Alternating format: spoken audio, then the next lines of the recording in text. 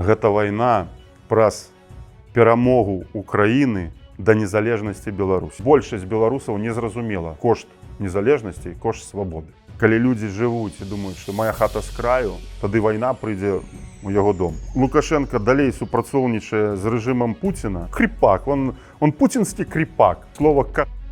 Я ад свайго дзеда чуў з дзяцінства. Да іх кожнага прыйдуць і на фронт мясам. Расійская інтэлігенцыя сканчаецца там, дзе пачынаюцца інтарэсы расійскай імперыі. Гэта арда, просто гэта арда.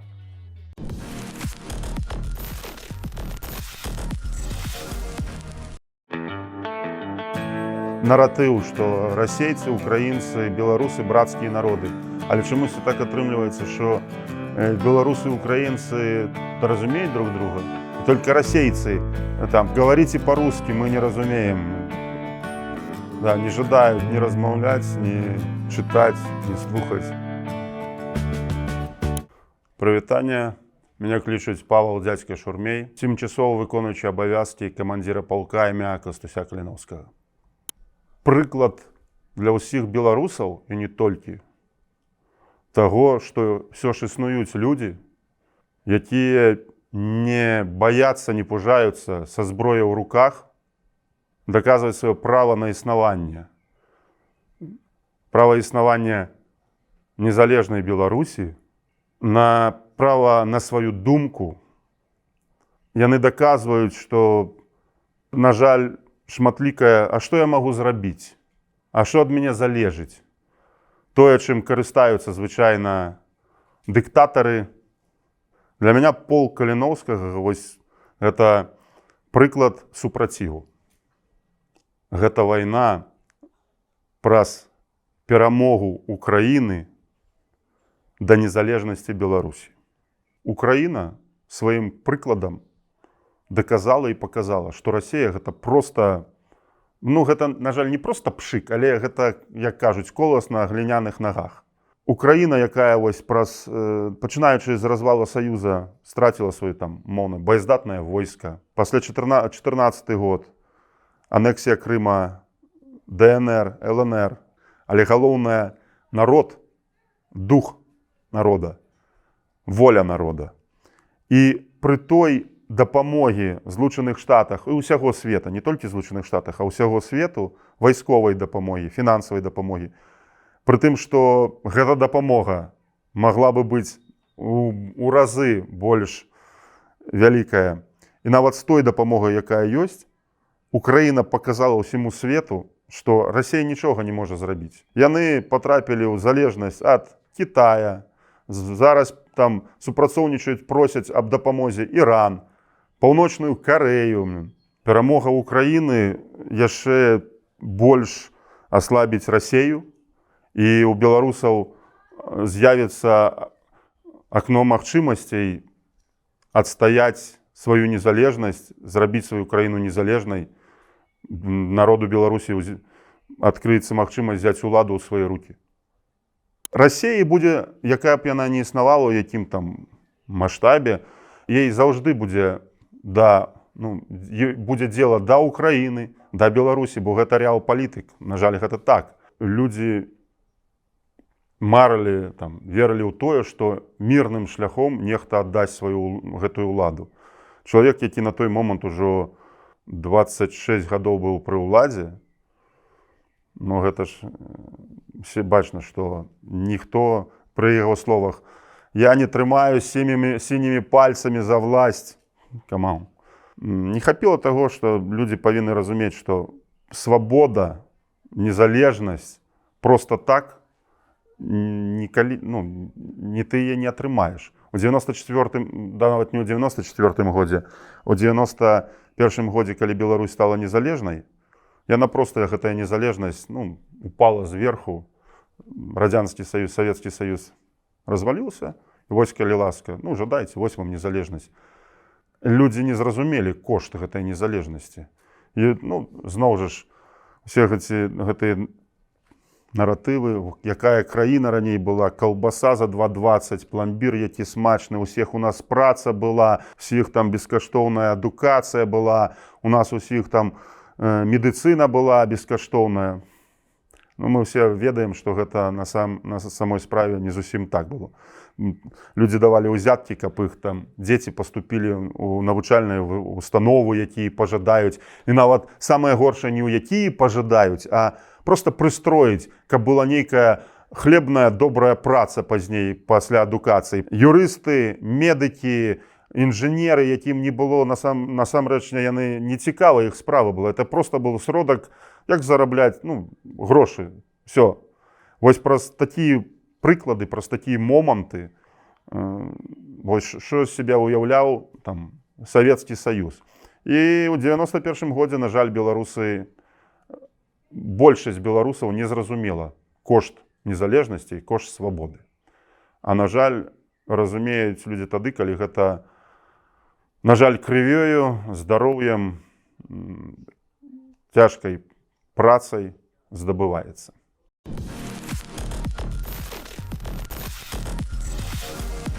У Лукашэнкі ёсць такой выраз чарка і шкварка.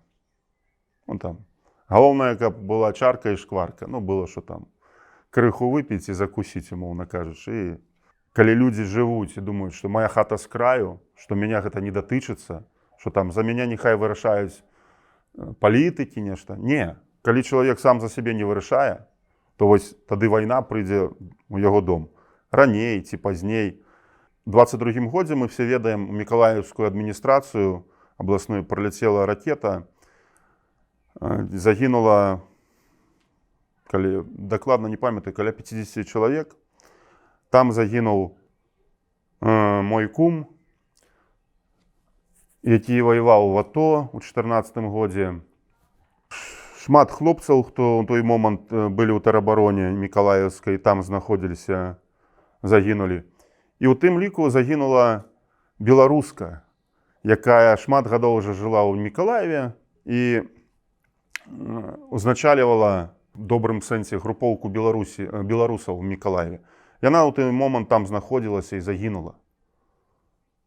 І вось я кажу, вы можете, гэта там не кажа аб тым, што так гэта ж не па Беларусі прылетела ракета. Гэта пака яны яшчэ ракеты не прылетаюць па Беларусі. Калі Лукашенко далей супрацоўнічае з рэжымам Пуціна, і Пуцін яго трымае там, і он яго кріпак, он пуцінскі кріпак, вось так можна сказаць.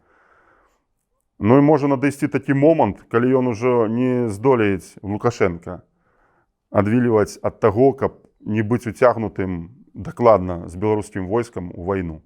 На жаль, тады беларусы зразумеюць, што такое вайна. Его способности Лукашэнкі гэта вось на 2-3 стулах адначасова сидзець. Вось. Робіць ён з таго, што ён кріпак пуцінскі, з таго, што ён дайшоў до такой сітуацыі, што ўсё ён залежыць ад Пуціна, ад Расіі. А як на гэта паўплываць? Да ніяк, на жаль, ніяк. Ён толькі, калі настолькі для яго відавочна будзе параза Расіі, перамога Украіны, параза Расіі, часы яго існавання таксама яшчэ хутчэй пачнуць цікаць.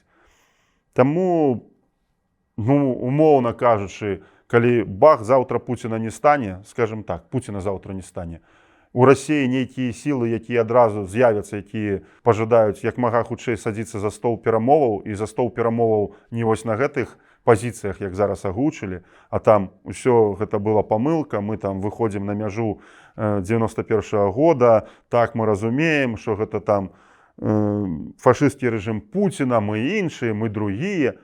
Магчыма, тады Лукашенко адразу пачне там ай-яй-яй, меня заставілі, гэта ўсё Пуцін. А калі ўсё ідзе, як ідзе зараз, то нішто на яго не паўплывае. Трэба глядзець праўдзе ў вочы. На мою думку, вайна, умоўна, краін НАТО, напрыклад, там, з нейкай Беларусію, з беларускім войскам, якое зараз ёсць, ці з расійскім войскам, той тэхнічнай перавагай, якая ёсць у НАТО над Расіяй, на мою думку, просто ракеты, дальнабойная артылерыя, авіацыя, па-першае, просто зробяць зону на некалькі сот кіламетраў, там, умоўна, на 100-200 кіламетраў. І калі патрэбна будзе, магчыма, туды салдаты НАТО зайдуць. Толькі мне шкада, што ў Беларусі не разумеюць, што вось гэтая зона там 100, 200, 300 кіламетраў, гэта будзе Беларусь. Гэта будзе Беларусь.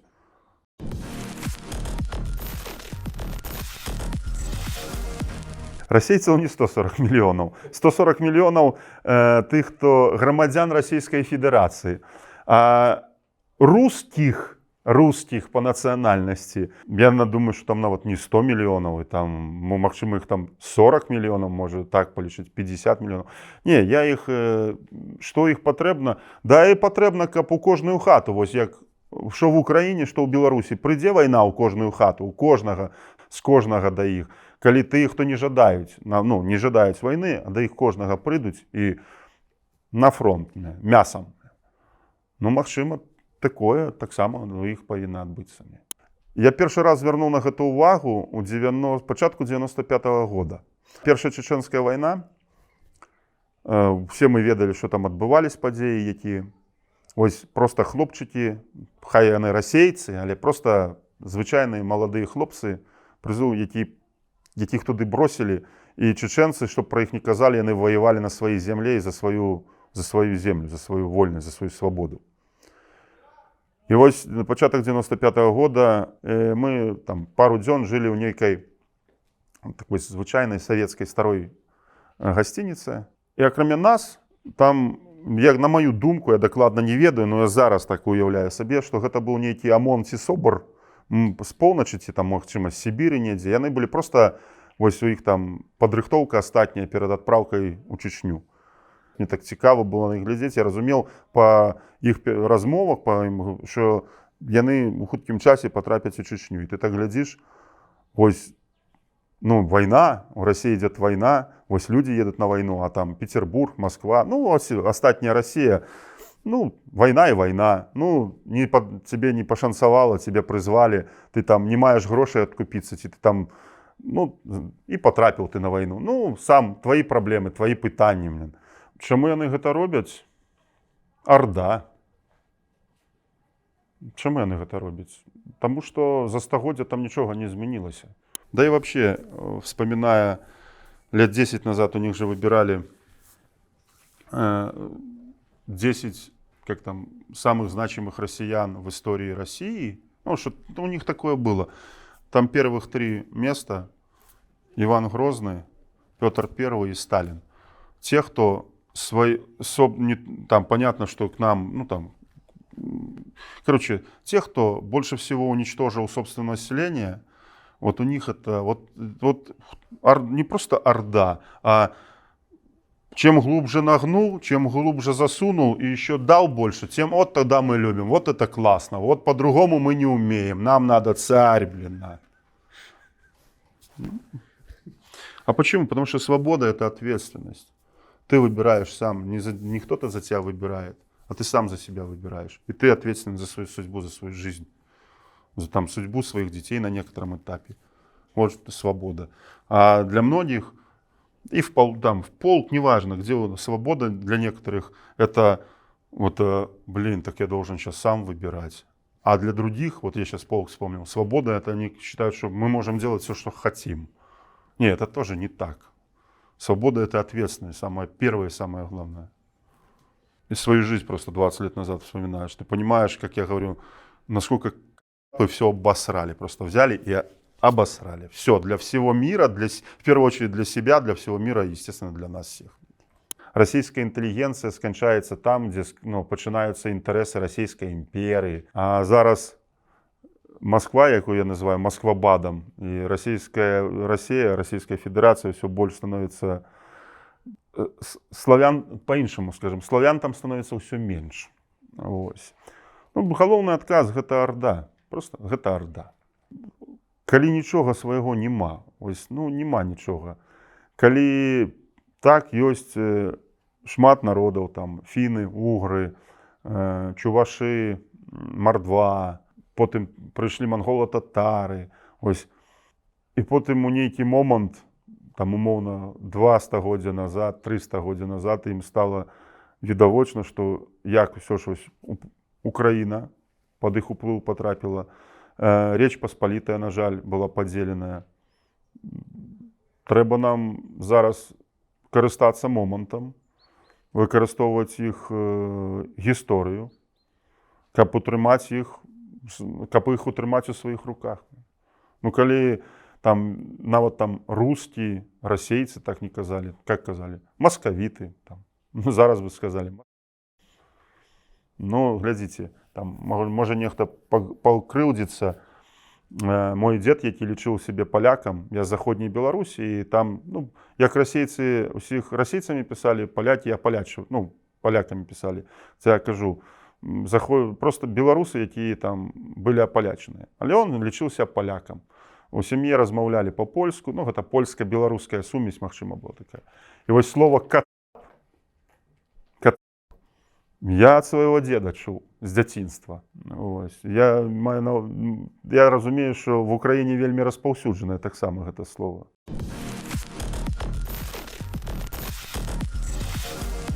У юнацтве марыў быць вайсковым, 14-16 гадоў. Скончыўшы школу, не пайшоў у вайсковае вучылішча, ну, я пайшоў на працу, на будоўлю, моўна кажучы, у іншаземную фірму, дзе ўсё было па-сур'ёзнаму, а не як на савецкіх, там, радзянскіх ці расійскіх будоўлях на той момант. І ў першы, другі дзень працы я зразумеў, што гэта яшчэ не войска нават, але мне ўжо не спадабаецца.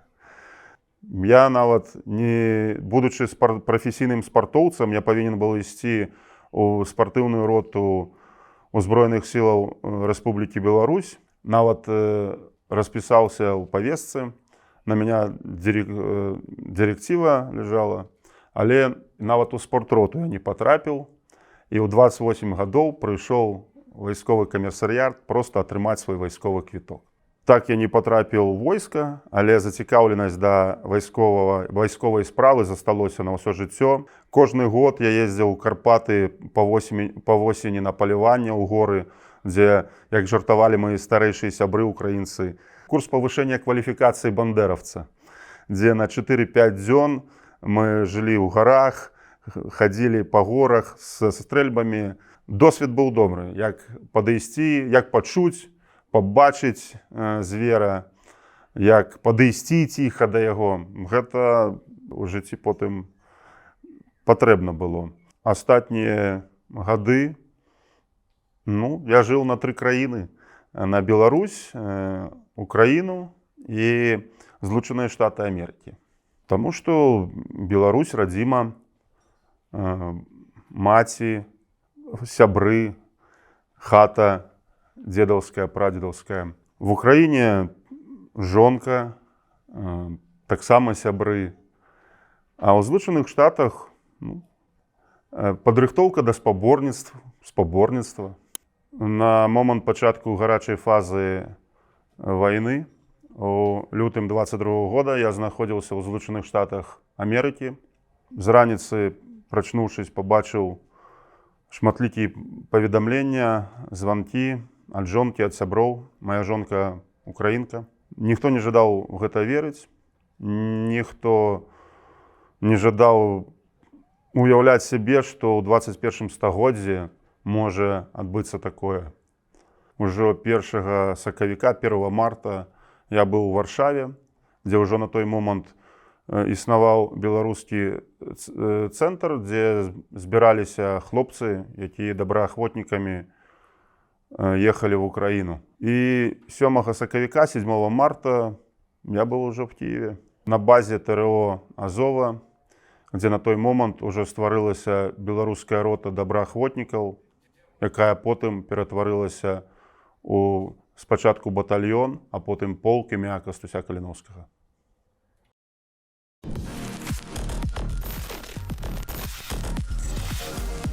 Чаго шмат у Расіі, на жаль, гэта чалавечага рэсурса. І яны яго выкарыстоўваюць там на 200-300%.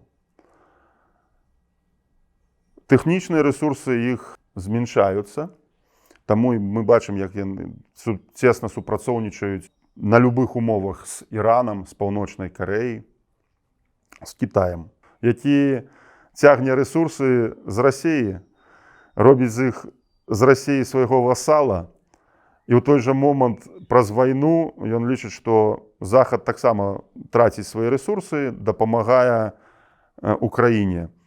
І, так, умоўна кажучы, не ўсё роўна і проста ў палітычным плане у Амерыцы і ў Еўропе, і Кітай гэтым карыстаецца. Вось хто больш за ўсіх ад гэтага атрымае бонусаў, гэта Кітай. Ну, яны паціху будуць старанна намагацца ціснуць, чакаючы, што іх атрымаецца, магчыма, дзесьці там в нейкім месцы прарваць фронт, яны будуць шукаць слабыя месцы.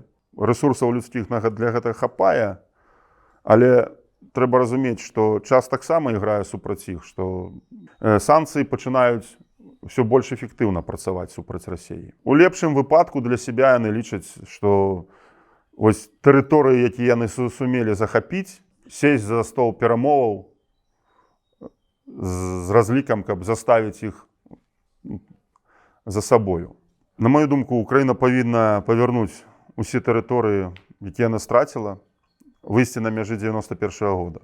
На жаль, Украіна вельмі залежыць ад падтрымкі захадніх партнёраў. Калі такое станецца, што Захад пачне дапамагаць на ўсе сваю магчымасць, на ўсю сваю 100%, 100%, у Украіны гэта можа атрымацца. Усе перамовы на тых межах, на тых лініях, якія зараз ёсць, год, там, 3 гады, 5 гадоў, Расія 10 гадоў. Расія аднавіць свае сілы і паспрабуе зрабіць так, каб Украіна залежала ад яе. Трэба разумець, што Расіі, незалежнай Украіны, Беларусі, самастойнай палітыкай не патрэбна. Сталецця гісторыі нашай гэта пацвярджаюць. Трэці год вайны, ён адчуваецца і на беларусах. Людзі стамляюцца, людзі выгараюць. Но, магчыма, дапамагае тое, што ўсё ж у іншаземным легіёне умовы іншыя, чым у астатніх падроздзелах ЗСУ. Намагаемся зладзіць рэформы, каб аднавіць больш-менш рэкруцінг. І трэба ж яшчэ разумець, што не ўсе тыя, хто ёсць у беларускай апазіцыі зараз, якая ў Еўропе, не ўсім ім патрэбныя людзі, якія са зброяй у руках могуць адстайваць сваю незалежнасць, сваю волю, свае свабоды, свае права. Будзем шчырымі. Толькі праз перамогу Украіны ў гэтай вайне.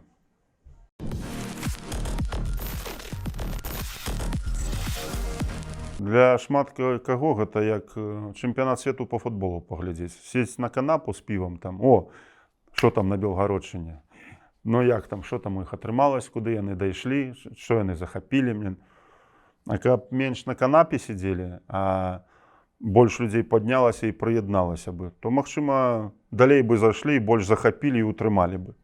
Но людзі не разумеюць, што калі да цябе пастукаецца вораг у дом твой, ты будешь стоять на коленях, тебе будут у патыліцу стрелять, твоих детей и жонку будут насиловать. Ну, чакайце, калі да вас дадому так прыйдуць. Калі вы думаеце, што вы недзе далёка, вы схаваліся ў Еўропах, у Еўропе недзе, і што вас гэта не датычыцца, у вас усіх засталіся сваякі, я ўпэўнены, у кагось бацькі, браты, сёстры в Украіне. Калі вы жадаеце в Украіне сидзець у немцах ці ў Польшы ўсё жыццё мігрантамі, такім людзям нешта казаць цяжка.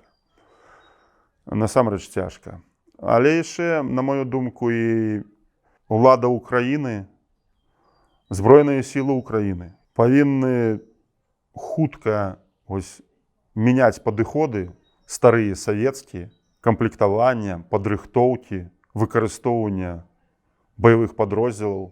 Шмат чаго залежыць ад уладаў Украіны і ад збройных сіл Украіны. Но, на жаль, шмат да каго павінны пастукацца ў хату. На жаль. Пачатак вайны, Кіеў, сакавік, март 22-го года. Пуста, машын нема. Потым Мікалаеў, красавік, апрель, май 22-го года мы там знаходзіліся на той момант. Таксама пусты горад уначы. там няма асвятлення, нічога нема. Все.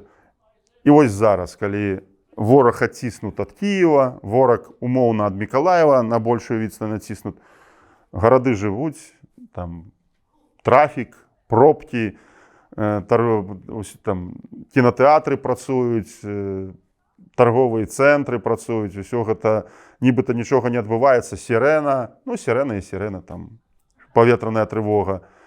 Бах, прилетела, ну пролетела, загинули людзі. Ну гэта, на жаль, такая рэчаіснасць, наверное, у людзей стала. Не дай Бог. Вось зноў вораг будзе каля Кіева, ну зноў тады у людзей, наверное, нешта ў галаве щелкне, чик, що гэта вайна. Псіхалогія людзей, на жаль, трэба тук-тук-тук, каб ім пагрукалі. Ну, на жаль, так. Я таксама згадываю, напрыклад, Другую сусветную вайну. Ну і мы усе проста яе больш разглядаем з боку Савецкага Саюза, Радзянскага Саюза. Калі ўсё для фронта, ўсё для пабеды, калі прадуктовыя вось гэтыя картачкі, абмежаванні, калі проста ад раніцы да вечара ўсе на фабрыках, заводах працуюць на фронт, узбраення, тэхніку, там, боепрыпасы, і ўсё, проста ўсё працуе на перамогу. Ну, у Еўропе, у Англіі, там таксама яе выкарыстоўвала немцы, там, сваю авіяцыю, там, Англію, Лондон бомбілі пастаянна, умоўна, как Фау-1, ракеты, прылёты, і Англія на сябе таксама адчувала, у іх жа таксама, я наколькі памятаю, былі і пайкі, і вось все яны падобна як у Радзянскім Саюзе, там з раніцы да вечара працавалі, і моладзь працавала, старыя усе. А вось у Злучаных Штатах мне такое адчуццё, вось як зараз, ну там, в Украіне. Ну, то бишь так, заводы працуюць там, працуюць, снарады вырабляюць там, то працуем. Увечары мы можам пайсці там у рэстаўрацыю схадзіць, выходныя, паехалі, недзе пагуляем. Ну, мне цікава, як жылі Злучаныя Штаты у 41-45 годзе. Вось, мне здаецца, нешта падобнае тут зараз адбываецца.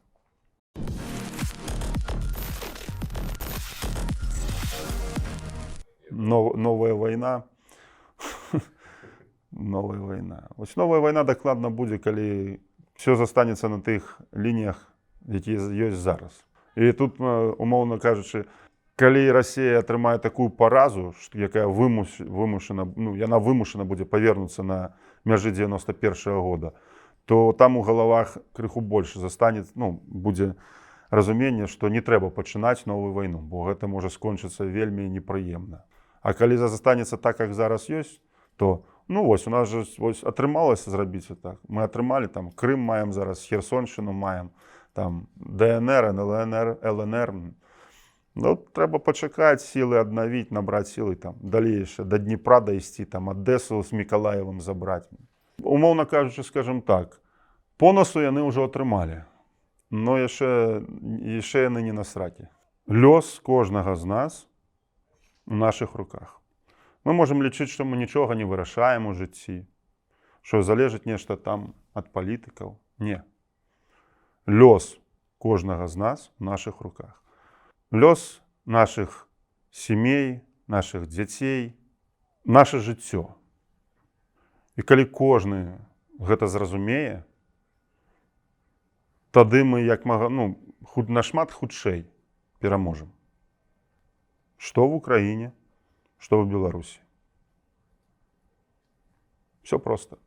Кожны сам кіруе сваім лёсам, сваім жыццём. А калі лічыць, што за цябе нехта іншы вырашыць, ну, то ён і вырашыць, хто ты, кріпак, или наогул там іграшка нейкая.